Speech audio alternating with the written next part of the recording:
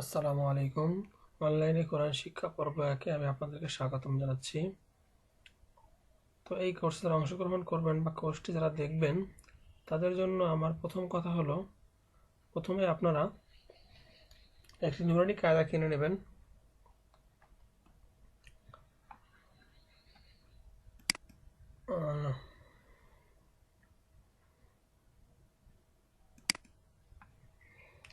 নুরানি কায়দাটা দেখতে ঠিক এরকম, কভার পেজ হবে বা অন্য রকমও পাওয়া যেতে পারে। তো আপনারা এটা কায়দাটা কিনে নেবেন। এটা হলো প্রথম কথা। এবং আমি এই কোর্সটিতে পর্যায়ক্রমে যেভাবে ডিরেকশন দেব, আশা করি আপনারা যদি সেভাবে কাজ করেন বা সেভাবে প্র্যাকটিস করেন, আশা করি এই কোর্স শেষ হওয়ার পরে আপনারা কোরআনুল কারিমকে সুন্দরভাবেই পড়তে পারবেন। তো আসুন শুরু করা যাক। তো শুরুতে আমরা আল্লাহ পাক রাব্বুল আলামিনের নাম নিয়ে শুরু করব। বিসমিল্লাহির রহমানির রহিম। তো এই যে আমরা কতগুলো অক্ষর দেখতে পাইতেছি, এগুলো হলো আরবির হরফ, বাংলা অক্ষর বলা হয়। এগুলো আমরা ছোটবেলায় সবাই পড়েছি, কম বেশি সবাই এগুলোর সাথে পরিচিত, আমরা সবাই চিনি, পড়তেও পারি, কিন্তু উচ্চারণ হয়তো আমাদের কারো কারো সঠিক, কারো কারো ভুল আছে। তো আমি এর উচ্চারণগুলো একবার বলে দিতে চাচ্ছি, বলছি। এটা হলো আলিফ। আমরা অনেকেই হয়তো বা আলিফ উচ্চারণ করি, কিন্তু এটা আলিফ নয়, এটা কিন্তু আলিফ। এটা হলো বা, তা, সা, জিম, হা, খ, দাল, জাল, র, ঝা, সিন, শিন, সদ, দদ, ত, জ, আইন, গইন, ফা, কফ, কাফ, লাম, মিম, নুন, ওয়াও, হা, হামজা, ইয়া। এটাও ইয়া এবং এটাও ইয়া। তো এক্ষেত্রে আমাদের যে সমস্যাগুলো হবে সেটা হলো, এই একটা হা, এই একটা হা, দুটোর নাম কিন্তু একই, কিন্তু উচ্চারণ ভিন্ন। এটার উচ্চারণ হা আর এটা হা। একটু গলা চেপে উচ্চারণ করতে হবে হাটা, আর এটা গলা ছেড়ে দিয়ে। আবার এই যেমন একটা আছে তা, আর এটা ত। তো এই দুটোর ক্ষেত্রেও আমাদের একটু সমস্যা হয়, তা এবং ত। তারপরে আরো আছে ঝা, জাল, জ। তিনটে কিন্তু কাছাকাছি, এগুলো আমাদেরকে খেয়াল রাখতে হবে। আলিফ আর আইন, এগুলো। এরপরে যেটা আছে কাফ, কাফ আর কফ, এটা নিয়ে, এই দুইটা নিয়ে আমাদের প্রবলেম সবচেয়ে বেশি হয়। এই যে এটা হলো কফ আর এটা কাফ। তো এইটা নিয়ে আমি বেশি আলোচনা করলাম না, কারণ এগুলো আমরা কম বেশি সবাই জানি এবং বা পড়তে পারি।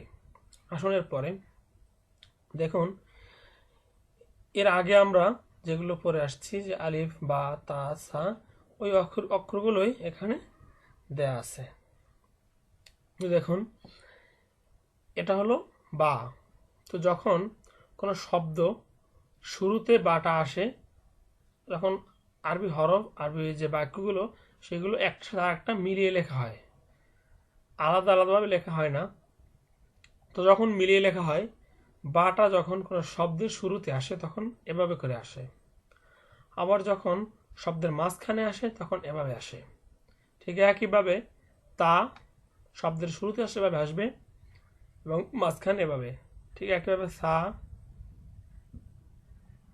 এটা সা শুরুতে এবং মাঝখানে।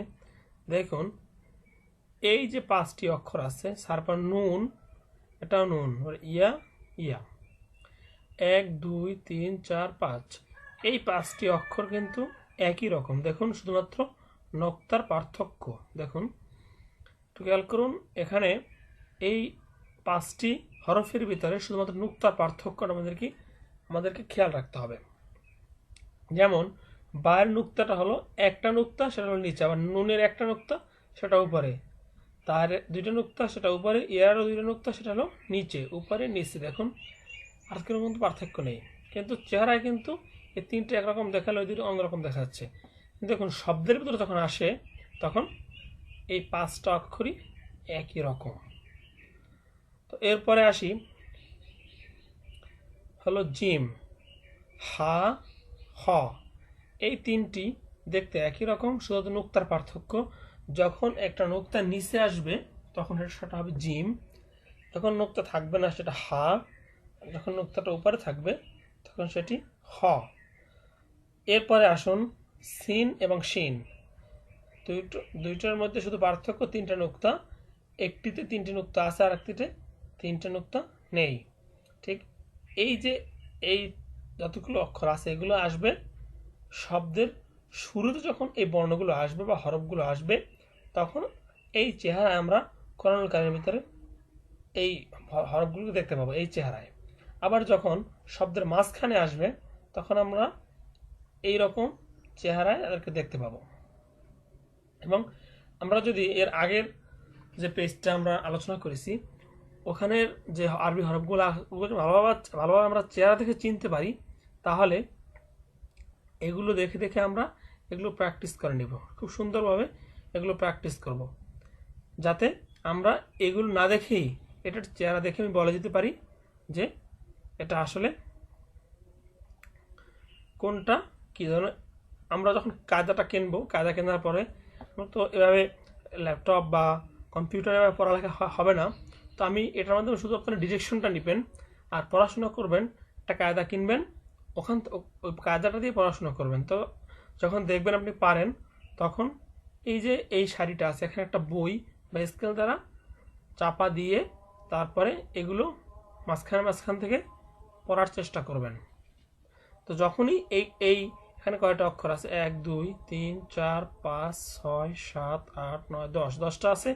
এই 10টা যখন কমপ্লিট হবে তখন এ পাশে আসবেন। তো একইভাবে সদ, দদ, আইন, গইন, ফা, কফ।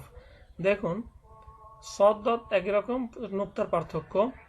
আইন গইন একই রকম, নুক্তার পার্থক্য। ঠিক একইভাবে এই পাশে যে কথাগুলো বলছি যে এটি আসবে শব্দের শুরুতে, যদি আসে এই হরফগুলো তখন এরকম চেহারায় আসবে, যদি মাঝখানে আসে তখন এভাবে আসবে কফ, এবং এটি হলো ফা, কফ ফা।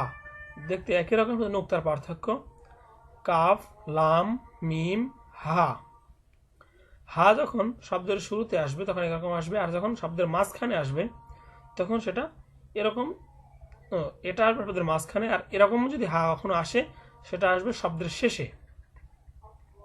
মিম শব্দের মাঝখানে, লাম শব্দের মাঝখানে, কাফ এটাও এরকম চেহারা, যদি কখনো এরকম চেহারাটা আপনি দেখতে পাবেন শব্দের মাঝখানে, আর কাফ এটা শব্দের শুরুতে দেখতে পাবেন। তো এই পৃষ্ঠাটায় যতগুলো বর্ণ আছে বা যতগুলো প্র্যাকটিস, খুব ভালোভাবে প্র্যাকটিস করার পর আপনি যখন এই পাশটা যখন হয়ে যাবে তখন এ পাশে আসবেন, আবার এই পাশটা ভালোভাবে প্র্যাকটিস করার পর এরকম এই সাইডটা স্কেল দিয়ে ঢেকে রাখবেন। তো আমি প্রথমেই বলছি সবাই একটা করে কায়দা কিনে নেবেন, কায়দার দাম বেশি না, 5 থেকে 10 টাকা। তো স্কেল দিয়ে ঢাকার পরে আপনারা এইগুলো পড়ার বা দেখবেন মাঝখান থেকে আমি এটা এই চেহারা দেখে বলতে পারি কিনা, এরকম যদি বলতে পারেন তখনই আপনারা পরবর্তী পেজে চলে যাবেন। এখন দেখি পরবর্তী পেজে কি আছে। এই দেখুন আপনার জন্য এখানে পরীক্ষা রেডি করা আছে।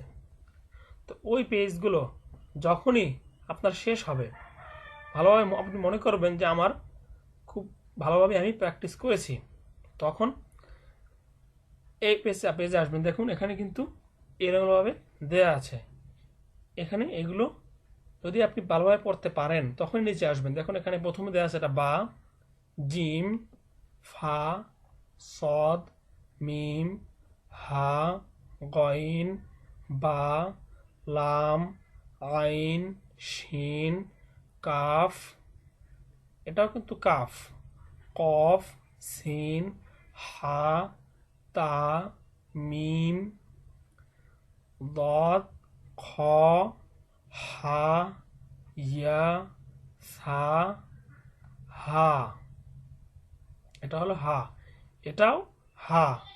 আবার এই দেখুন একটি হামজা, ছোট একটি হামজা লেখা আছে। যখন এরকম একটা উপরে কোনো কিছুর উপরে হামজা লেখা থাকবে তখন হামজাটাই প্রধান হবে, তখন এই হামজাটা উচ্চারণ করতে হবে, এটা হামজা। তারপর গইন, ফা, নুন, আইন।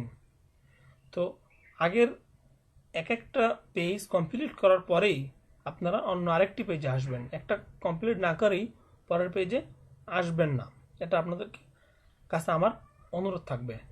তো দেখুন আগের দুইটা পেজ এবং এই অংশটুকু কমপ্লিট হওয়ার পরে আপনারা পরবর্তী অংশে আসবেন। দেখুন এখানে কিন্তু দুইটা হরফ একসাথে আছে, যেমন এই দেখুন এই যে অংশটুকু আমরা যদি এখান থেকে অংশটুকু বাদ দেই, এই অংশটুকু বাদ দেই, এই থেকে এই অংশটুকু বাদ দেই এবং এই অংশটুকু ধরি, তখন দেখুন এই যে বা আছে এর সাথে কিন্তু মিলে যাচ্ছে, এই বা সাথে আলিফ, তো এটাকে পড়তে হবে বা আলিফ। ঠিক একইভাবে দেখুন এই যে অক্ষর, এই অক্ষরটা এখান থেকে আমরা যদি কাটি তাহলে দেখুন এটা কিন্তু একই রকম দেখা যাচ্ছে, তাহলে এটা কি হবে হা বা। তারপরে আবার এই যে দেখুন এখান থেকে এই যে উপরে এটাকে যদি আমরা এইটা দেখি তাহলে এইটা যদি আমরা বাদ দিই তাহলে এখানে কি আসে হা জিম, উপরে এই যে একটু নিচেরটা কিন্তু জিম আর উপরে একটু হা। একইভাবে দেখুন যে এটা হলো জিম, এই যে জিম, তারপরে দাল। এই যে এখানে আমরা আগের পৃষ্ঠা দেখে আসছি এটা হলো মিম। তো এ পর্যন্ত মিম, এরপর এটা আইন।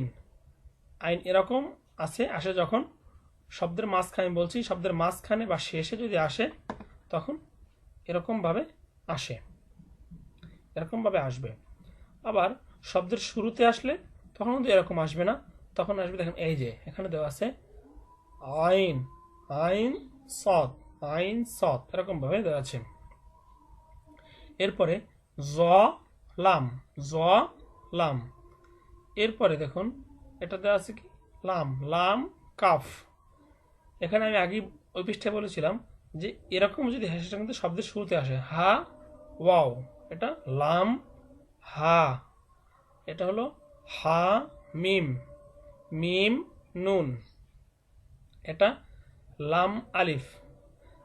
দেখুন এখানে এতটুকু যদি আমরা ধরি তাহলে এটা কিন্তু লাম, এরপর একটু হা, তাহলে লাম হা, এটা হা ইয়া।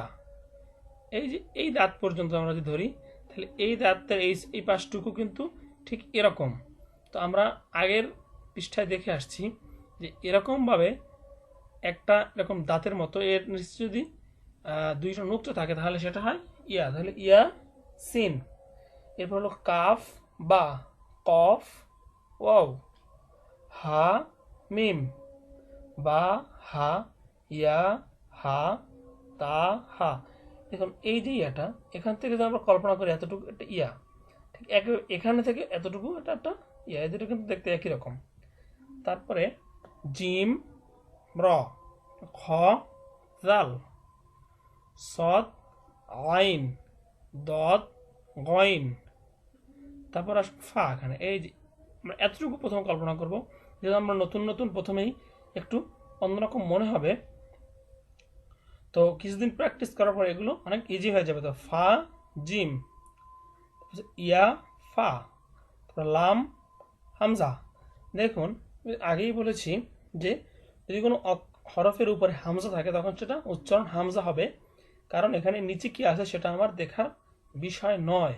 এই যে এখানে বলছিলাম রয়ের উপর একটা হামজা আছে, তো বলছিলাম এটা হামজা উচ্চারণ হবে। দেখুন তাহলে এটা হবে লাম হামজা। নিচে কিন্তু একটা অ আছে, এই অটি এখানে প্রাধান্য পাবে না, উপরে যেটি থাকবে সেটি এখানে প্রাধান্য পাবে। তো লাম হামজা, তারপর আছে কি জিম, এটা কিন্তু ইয়া ছিল কিন্তু এই ইয়াটা এখানে প্রাধান্য পাবে না, কারণ কি এর উপরে একটা হামজা আছে, কারণে এটা আমার উচ্চারণ করতে হবে জিম হামজা। তো যতটুকু আলোচনা হলো আপনারা খুব ভালোভাবে চেষ্টা করবেন এবং ভালোভাবে এটা প্র্যাকটিস করার চেষ্টা করবেন এবং বেশি বেশি প্র্যাকটিস করবেন এবং কায়দাটা দিয়ে পড়াশোনা করবেন। তো আজকে এ পর্যন্তই। আল্লাহ হাফেজ।